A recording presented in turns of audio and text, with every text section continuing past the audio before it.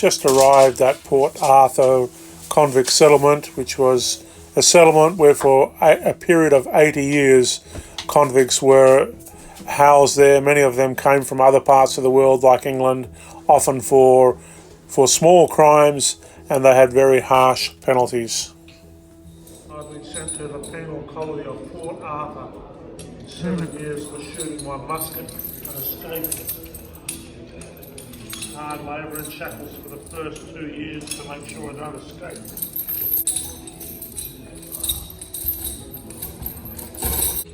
So we've got one Filipino convict over here. Has to do 13 years for stealing bread out of the kitchen while she was cooking. We've got to put her in shackles because she's escaped many times. So we're going to chain her up for the next 2 years.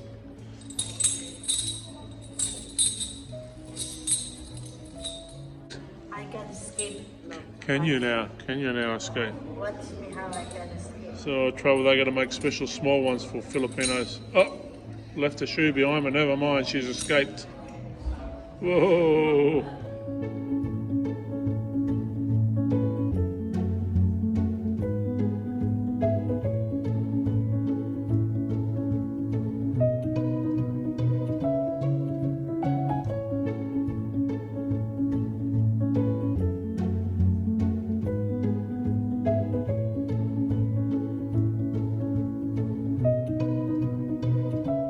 Sometimes small, sometimes big crimes, sometimes sentenced for life. I read about one guy who was only 15 years of age when he was sent here, never to see his family again. The main building that you see when you arrive at the settlement is the penitentiary, which is come from the word repentance.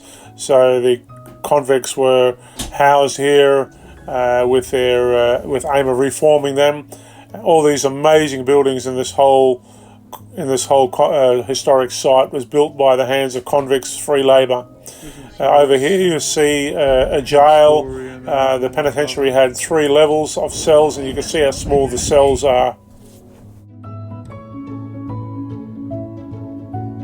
I didn't do it. I didn't steal the bread. I didn't shoot my master. But you still the candle. I got 46 years. You still the candle. I'm only 15 years old. You're 15 years. Hard labour. What did you do to the candle? Oh, I don't know. Ask my mum. 3 levels of jail cells. That's the 3rd level. And apparently they have the kitchen and the dining room upstairs. That's why there's no grills on those ones, but all these cells over here had grills. Included in the ticket price was a cruise on a catamaran around the harbour of Port Arthur, and it was amazing to see how easy it was, one day's boat journey to get to Hobart for equipment or transportation of officers or convicts. Also on the island we saw another island which was used as a burial ground for officers and prisoners.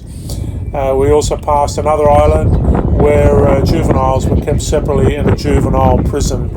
This was done for a number of years, but eventually they closed it as it no longer functioned as was intended. I was very interested to see how this crewman would assist in docking the boat, and as it's very dangerous because these boats are very heavy, he did it very remarkably well. From then on we moved to the shipyards where many boats have been built by the convicts on a slipway, and most of them were made out of yew and pine, which is an amazing timber for manufacturing ships, as the timber never rots. We also saw a brick structure which was a lime burning pit where shells were put in and burnt to make mortar for bricks for the buildings. This beautiful building was the guard house where all the guards watched, and they had an amazing view over the water, over the prison, and they could also, over the penitentiary, they could also look back and make sure there was safety around the commander's quarters, which was further on the right. Amazing views from this guardhouse.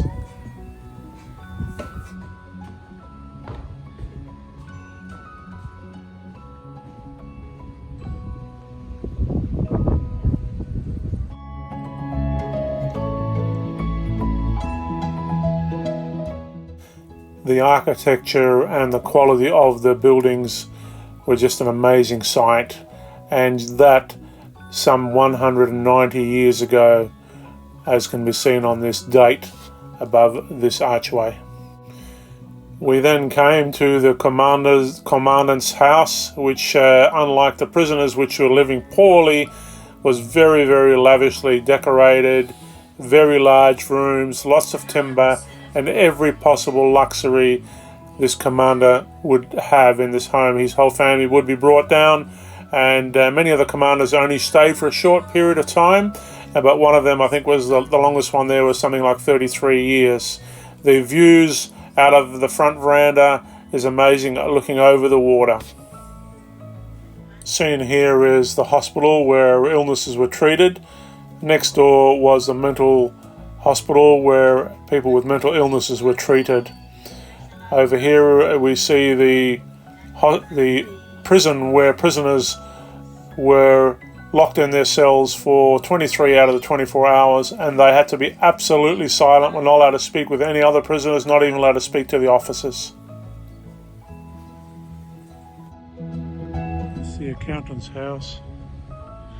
Previously we passed the pastor's home. I'm not sure what house that is.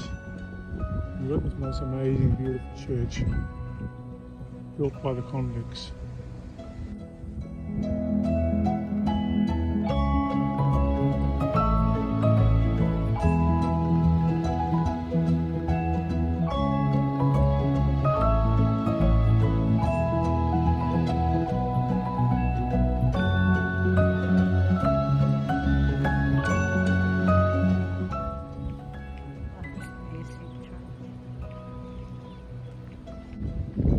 This church was built by the convicts, amazing quality, amazing architecture, and all the convicts had to attend church every Sunday. That was part of their the aim to reform them.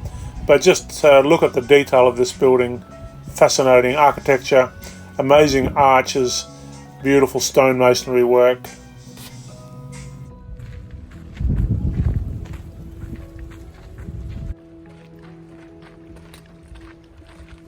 Governor's house, and he looks down this alleyway and he looks straight into the beautiful cemetery. Yeah. The saddest part of the visit to Port Arthur was this cafe where a gunman shot 35 people dead, and there was another 24 injured. This was in 1995. Here are the names of those who lost their lives. This is the pool, the remembrance pool, where the parrots are having a wash. As a result of this massacre, the government has banned all semi-automatic and automatic rifles, and an amnesty was given, and people handed in their rifles, and the government destroyed hundreds of thousands of these to make Australia a safer place.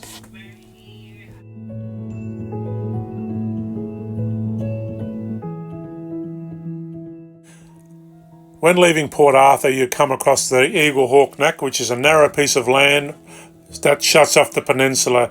There they had a dog line, a line of dogs on chains, which was the last line of defence for any convicts who were trying to escape.